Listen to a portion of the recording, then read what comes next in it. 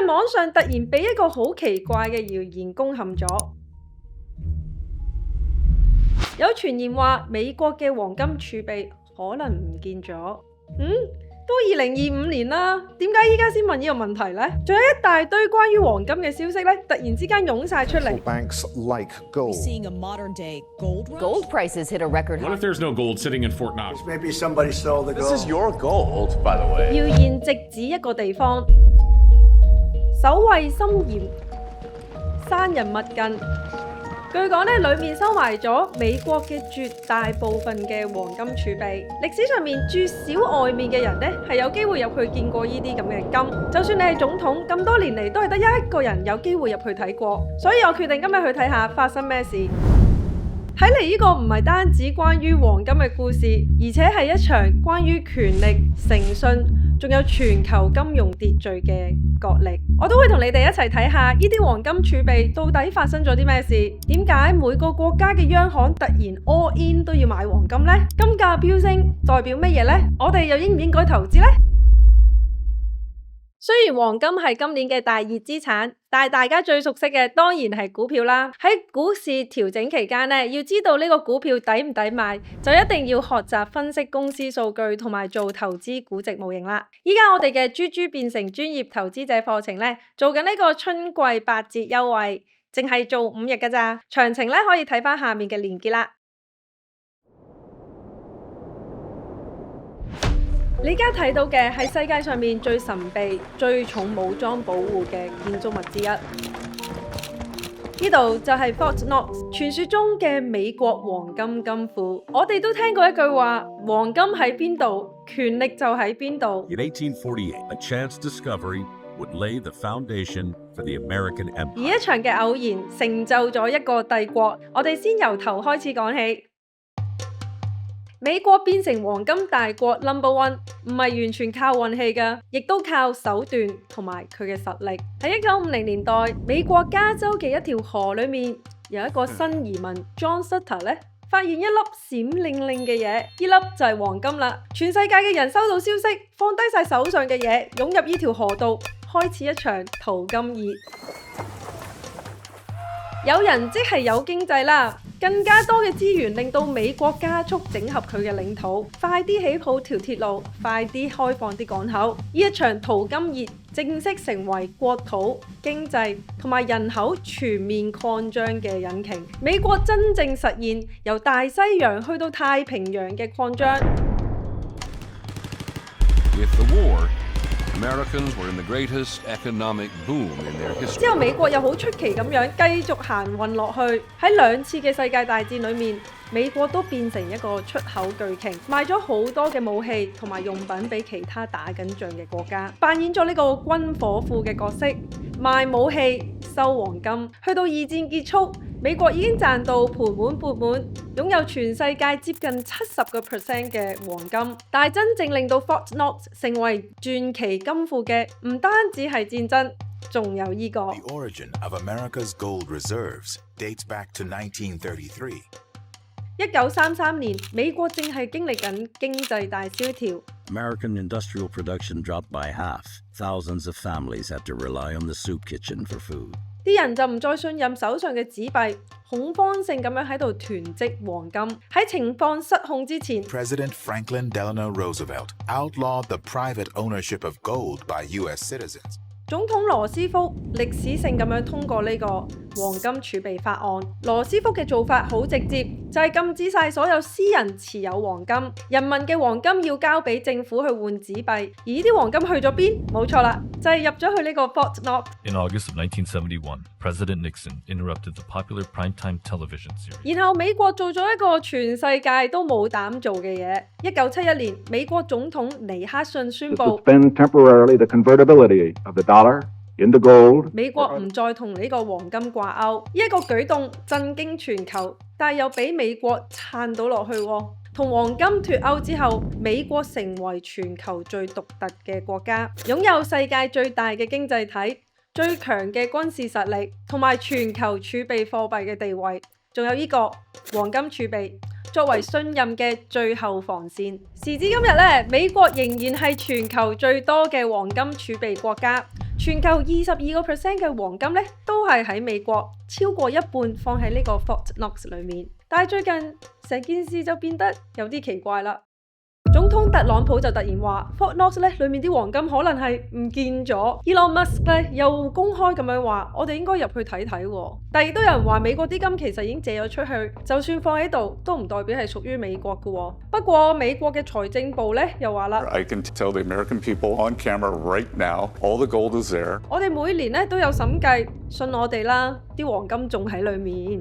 成件事已經發酵咗幾星期㗎啦，咩版本都有。老實講啦，到依家咧我都唔知乜嘢先係啱。但係我好自然咧就會喺度諗，點解特朗普要無端端揾啲金嚟講呢？如果啲金真係唔見咗，美國點解唔低調啲，點清晒啲數呢？先至講出嚟呢？等呢個成個謠言周圍飛嘅話，對美國又有啲咩好處呢？呢啲問題我都冇答案。不過我諗深一層，表面上呢，我哋係真係好似喺講緊黃金呢個問題，但係如果諗深一層下，我哋似乎更加喺度講緊一場有關赤字、國債、美元同埋信心嘅全球金融遊戲，而且係只有美國先玩得起嘅一場遊戲。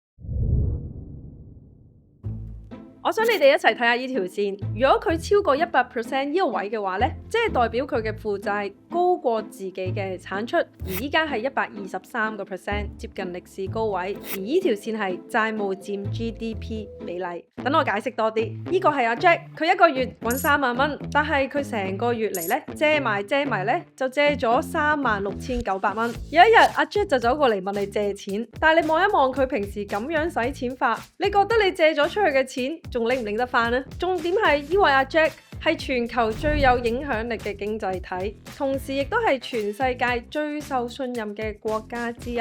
不過呢個國家使嘅錢呢，仲多過佢賺翻嚟嘅。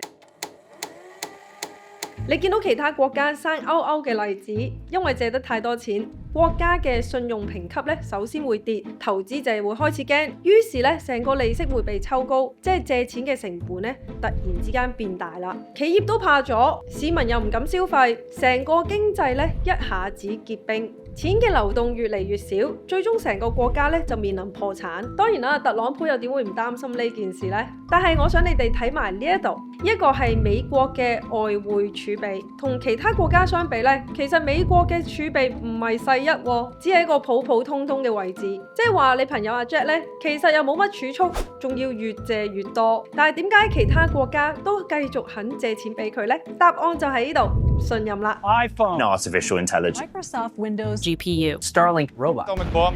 原來阿 Jack 喺創新方面咧係好掂嘅，成日發明埋啲人咧好中意嘅新嘢，所以即使佢冇咩儲錢，碌爆信用卡，大家仍然咧相信佢可以靠下一個大搞作翻身。唔單止咁，全球69% 嘅貿易都係用美元結算，美元係世界貨幣，每個國家咧都會持有一定數量嘅美元作為儲備。但係問題就係借完又借，又不斷咁樣印錢，美元咧喺20年裡面貶值足足38%，以前嘅10蚊等於依家嘅6個2，世界咧對美元嘅信任開始動搖。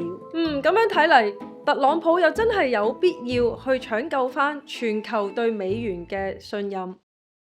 但係換個角度嚟睇，依家嘅黃金價格係每盎司3000蚊，但係喺美國政府賬簿上面，呢個黃金價格竟然仲係停留喺1973年脫離呢個金本位嗰陣時嘅每盎司42蚊。如果咁樣睇嚟，可能成件事會唔同晒喎。只要美國政府將賬面上面黃金嘅估值重估，用翻市價去計，就可以貴足71倍啦。不過相比起美國成個嘅債務水平，呢啲金只係冰山一角。咁佢哋依家係咪仲查緊呢啲失蹤黃金嘅下落呢？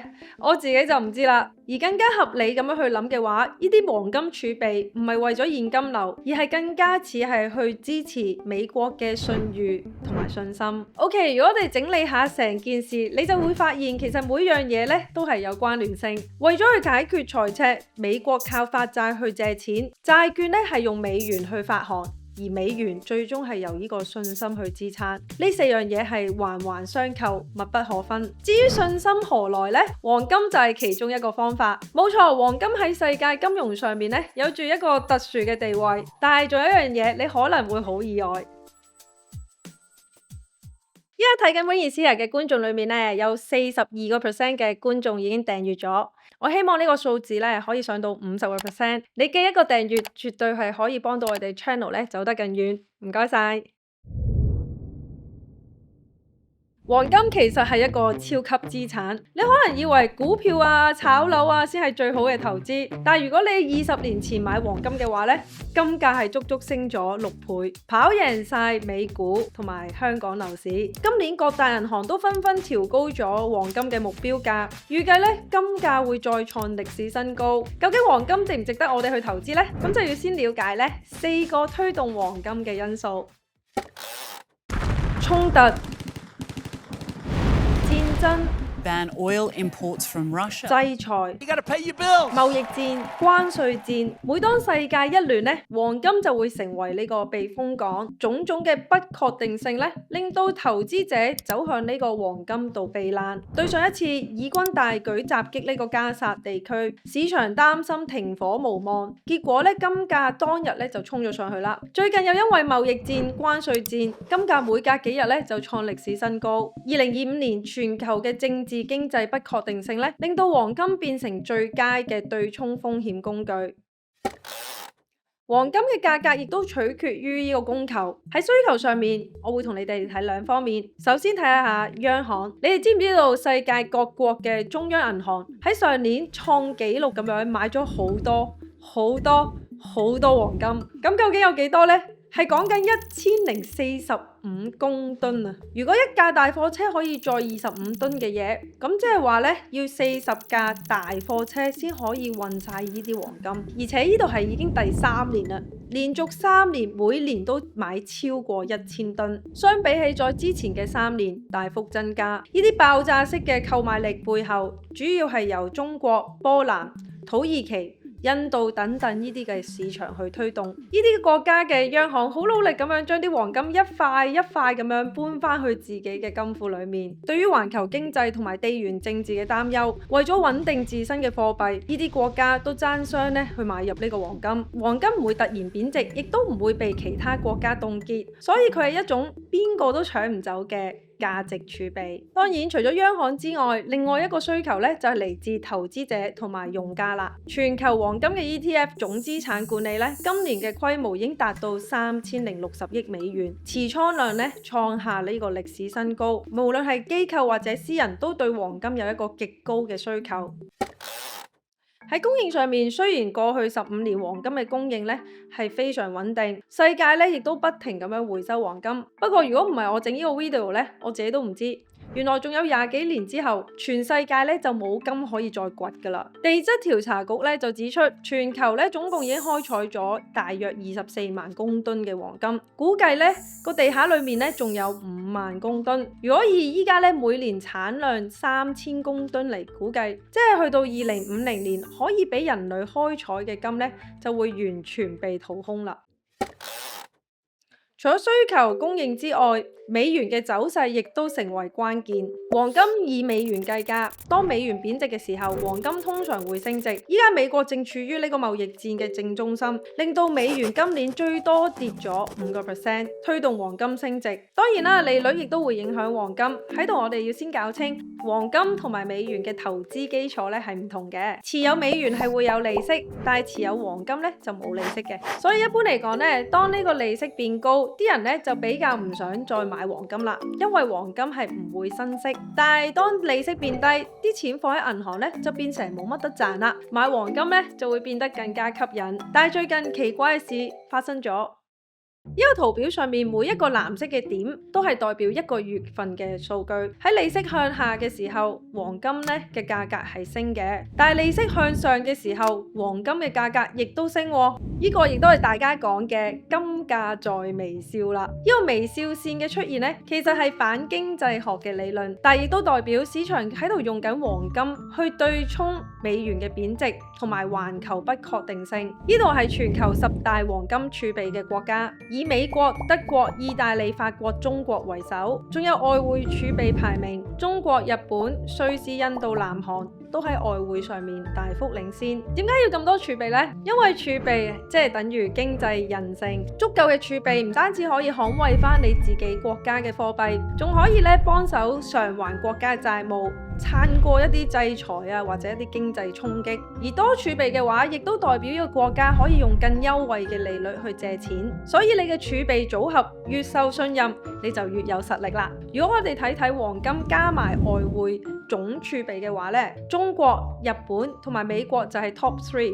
不過人類俾價值嘅嘢咧，唔單止係有黃金同埋外匯，而呢幾年咧，仲有一樣嘢令到全世界係趨之若鶩。Digital money that is bought and sold online. You don't have a central record of transaction system without that middleman. Impossible to understand where this is going. 佢係 Bitcoin，而喺世界上面持有最多比特幣嘅國家就係美國同埋中國。外幣儲備高，可以幫助一啲國家喺短期上面嘅穩定性，而黃金儲備多，喺動盪嘅時候就可以成為呢啲國家嘅避風港。而比特幣嘅持續增長，即係代表呢個國家對未來嘅一種賭注。我見到無論係美國定係中國，佢哋都不斷喺度調整緊佢哋嘅儲備戰略，越嚟越多嘅金，越嚟越多嘅比特幣。所以呢度唔係單單咁樣講緊呢個國家嘅儲備，講緊嘅係呢啲國家嘅可信度、生存能力，甚至乎係影響全球經濟嘅規則。